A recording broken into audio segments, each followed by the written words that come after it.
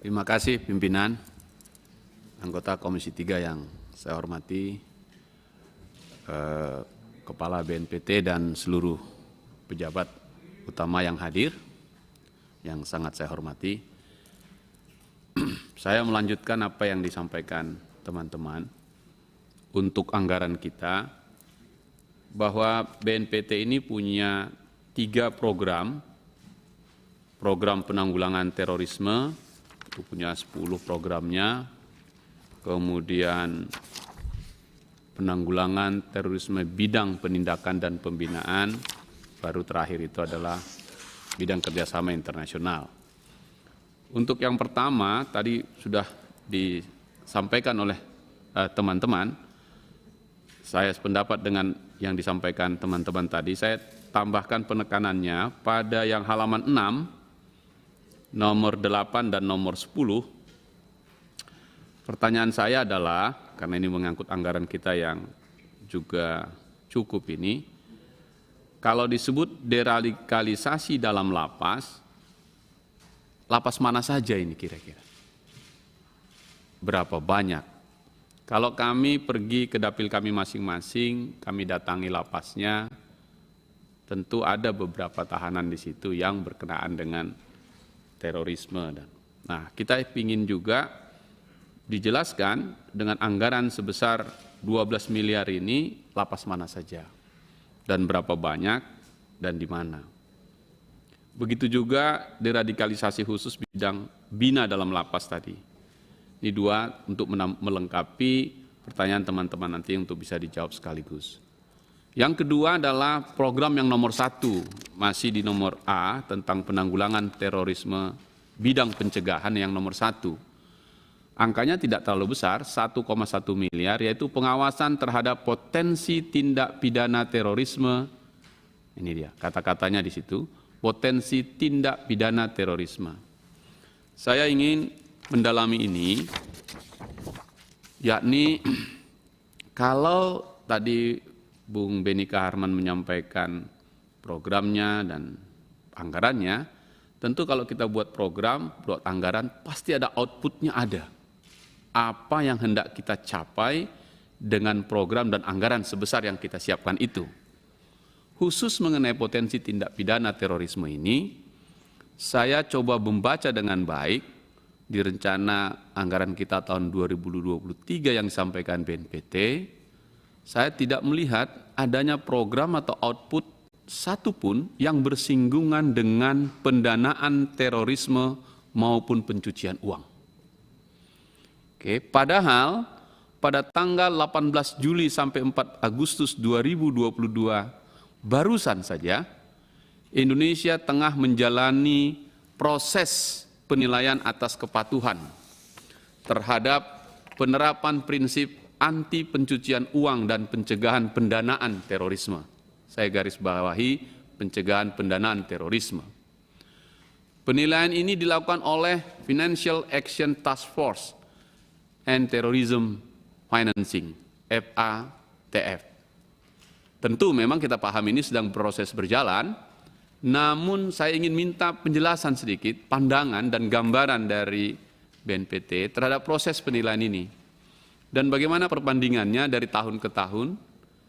Sebab dalam konteks ini, kegiatan ini, BNPT adalah leading sektornya, mengkoordinasikan PPATK, Kominfo, Kemenlu, Kemenkumham, BIN dan Densus 88 Polri.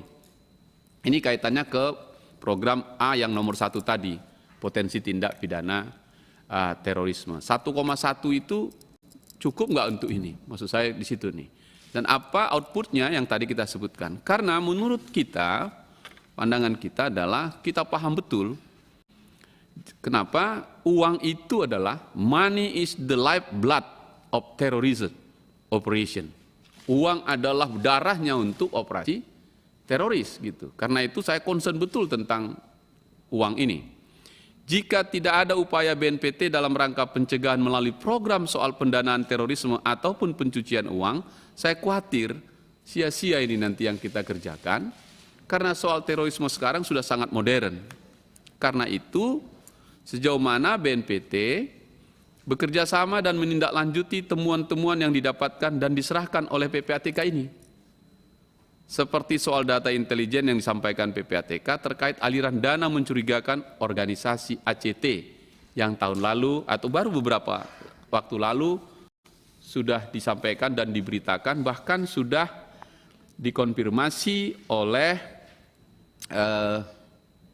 Direktur Pencegahan BNPT Pak Ahmad Nurwahid yang menyebutkan bahwa sedang ditindaklanjuti laporan PPATK itu sebagai lembaga filantropi atas pendanaan terorisme itu. Ini menyambung dengan program yang saya sebutkan nomor 1 tadi.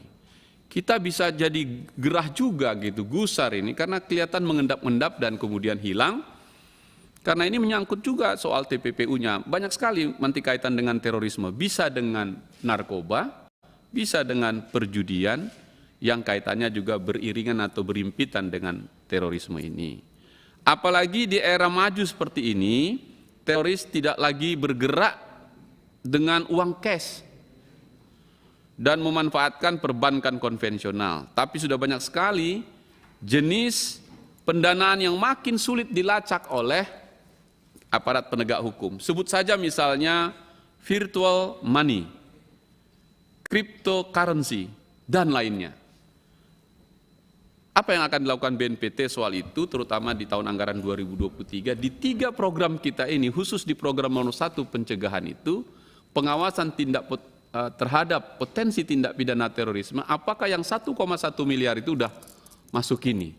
Dan menurut saya, kalau ini misalnya hitungannya seperti ini, terlalu kecil untuk mengantisipasi yang menurut saya besar sekali gitu. Karena di pendanaan, ini soal saya minta penjelasan nanti Pak Kepala, bagaimana kita menyusun anggaran ini menjadi sesuatu yang pas dengan perkembangan teknologi yang sangat maju hari ini.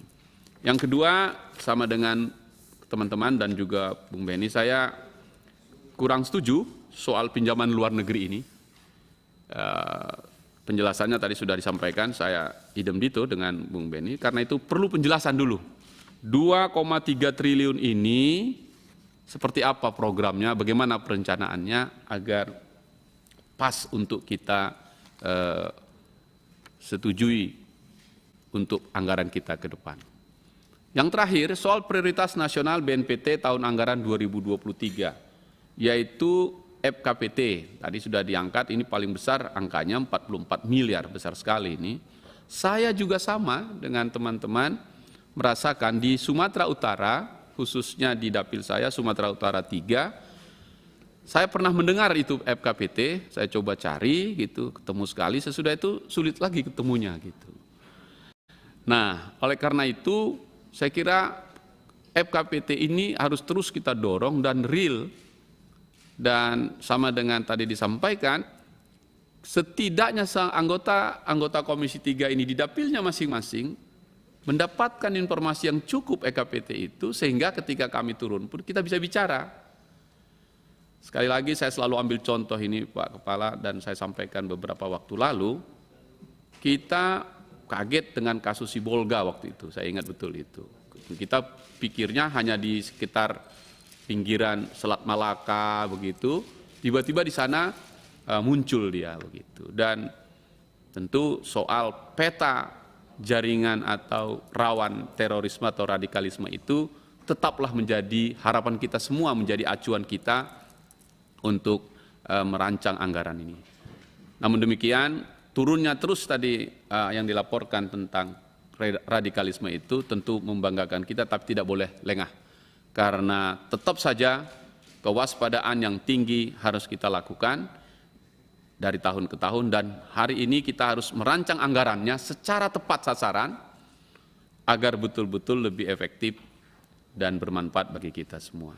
Saya kira itu saja pimpinan dari saya. Terima kasih. Terima kasih.